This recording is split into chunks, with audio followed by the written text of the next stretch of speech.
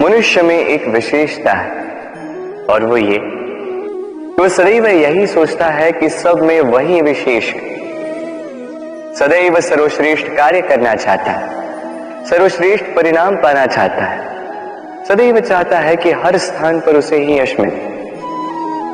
किंतु जब बात आती है प्रेम की, तो प्रेम एक ऐसा विशेष भाव है जो मनुष्य से कहीं अधिक है। प्रेम में जिस व्यक्ति से आप प्रेम करते हैं, उस व्यक्ति की प्रसन्नता आप सर्वश्रेष्ठ से भी श्रेष्ठ मानते हैं।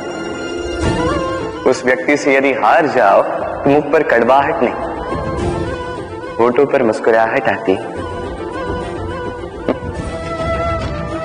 जिसे आप प्रेम करते हो, यदि उसे हराकर आप जीत रहे हो तो ये जीत नहीं है, ये सबसे बड़ी हार है।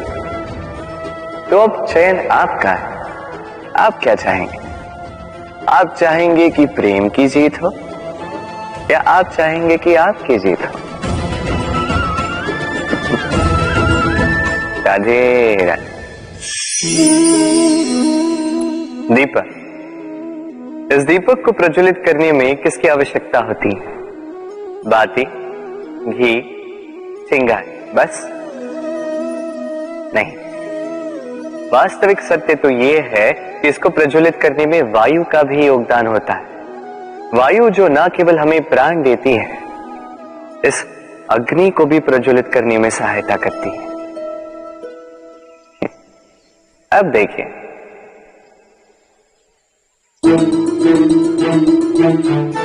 देखा, जिस वायु ने इस अग्नि को प्रज्वलित किया उसी ने इसे बुझा दिया।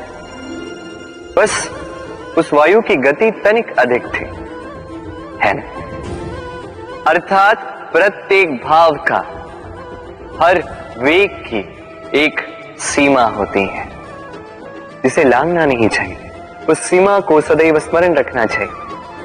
अब कभी कभी जिनसे हम प्रेम करते हैं, उनकी सहायता करते करते करते करते हम उन्हें दुर्बल बना देते हैं।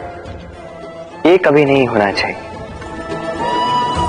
जिनसे आप प्रेम करते हैं, उनकी इतनी ही सहायता कीजिए कि वो उनके लिए प्रेरणा बन सके, अन्यथा ये सहायता नहीं होगी, ये उनके लिए शस्त्र बन जाएगा। राधे राधे। इस फल को देख रहे हैं आप? सब जानते हैं कि इस फल से निकला बीज एक नए वृक्ष को जन्म देगा। जो नया वृक्ष इसी प्रकार के फलों को जन्म देगा।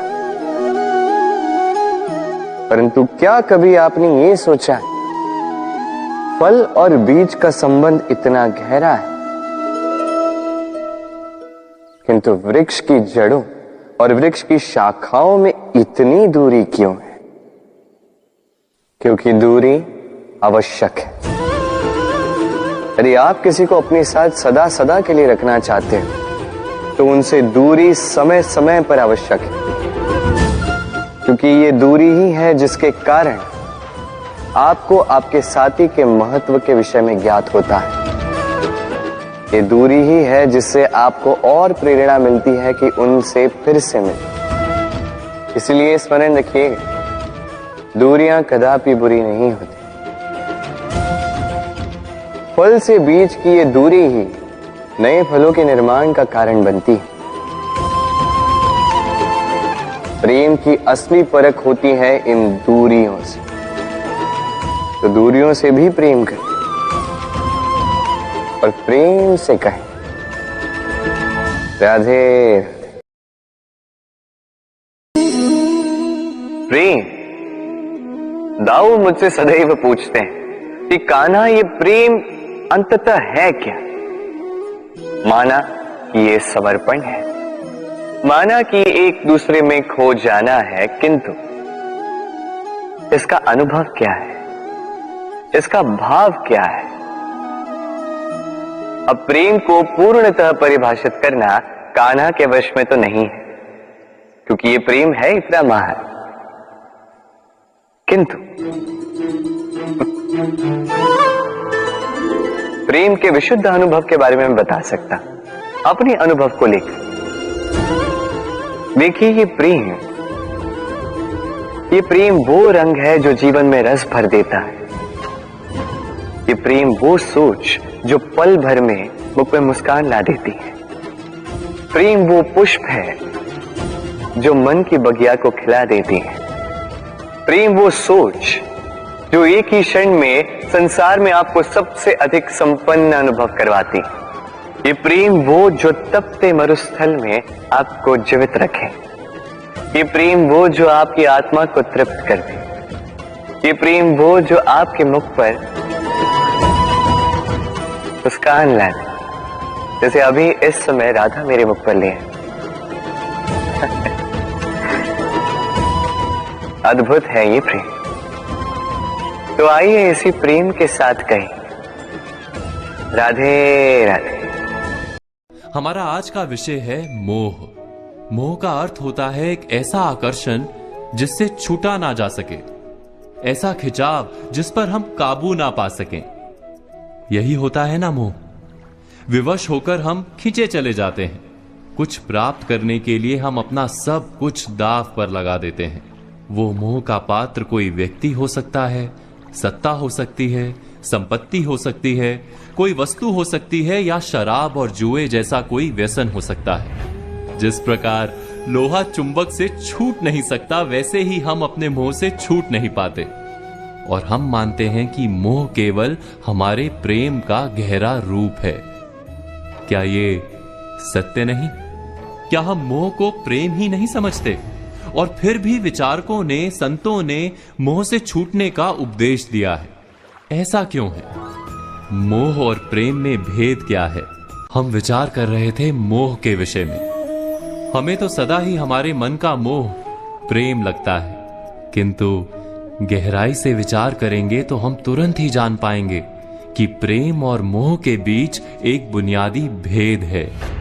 प्रेम होता है तब हम किसी के सुख की इच्छा करते हैं। जब मोह होता है तब हम किसी के सुख की कामना करते हैं। बस इतना सोचने पर प्रेम और मोह का भेद तुरंत ही समझ में आ जाता है।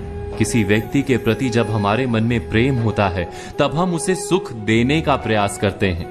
उसके प्रति मोह होता है तब हम उसके माध्यम से स्वयं सुख प्राप्त करने का प्रयत्न करते हैं। क्या ये सत्य नहीं? प्रेम के केंद्र में हम नहीं होते, मोह के केंद्र में केवल हम होते हैं। ये तो व्यक्ति की बात हुई, किंतु किसी वस्तु के प्रति प्रेम और मोह में क्या ऐसा ही भेद होता है? विचार कीजिए, यदि हमें सत्ता और पद के लिए प्रेम है तो हम क्या करेंगे? स्वयं अपने आप को उस सत्ता या पद के लिए योग्य बनाएंगे। किंतु यदि मोह है तो हम उसे प्राप्त करने के लिए किसी भी प्रकार का अनुचित कार्य करने को तैयार हो जाएंगे। संपत्ति के लिए प्रेम है तो हम मेहनत करेंगे, यदि मोह है तो चोरी करेंगे। क्या ये सत्य नहीं? हम विचार कर रहे थे मोह के विषय में। जिस वस्तु या व्यक्ति के लिए हमें मोह होता है, हमारे सारे सुख का आधार हम उसे ही मान लेते हैं। जब वो प्राप्त नहीं होता तो हमारे मन में विक्षिप्तता प्रवेश करती है, जुनून पैदा हो जाता है। रात दिन हम उस व्यक्ति या वस्तु को प्राप्त करने के बारे में सोचते हैं। उसे प्राप्त करने के लिए उचित अनुचित का विचार नहीं करते। यही कारण है कि मोह से भरा व्यक्ति स्वयं को और समाज को हानि पहुंचाता है। तो क्या इस मोह से बचना इतना कठिन है? नहीं, मोह से छूटने का सरल सा उपाय है। मोह को प्रेम में परिवर्तित कर दें। अर्थात बस इतना जान लें कि हमारा सुख और दुख किसी व्यक्ति या वस्तु के कारण नहीं हो सकता। सुख और दुख ये तो हमारे अंतर का व्यापार है, हमारी आत्मा का स्वभाव है। जैसे ही हम किसी को अपने सुख का आधार मानना बंद करते हैं, क्या तुरंत ही हमारा पागलपन नहीं छूट जाता? एक छोटी सी बात से विचार समझा जा सकता है। बचपन में खेल के लिए पागलपन था, बड़े होने पर खेल के प्रति प्रेम अवश्य है, किंतु अब पागलपन नहीं। अर्थात मोह बांधने का प्रयास करता है, इसीलिए सदा ही दुख का कारण होता है। प्रेम मुक्ति देता है, इसीलिए सदा ही सुख का आधार बनता है। इस पर विचार अवश्य कीजिएगा।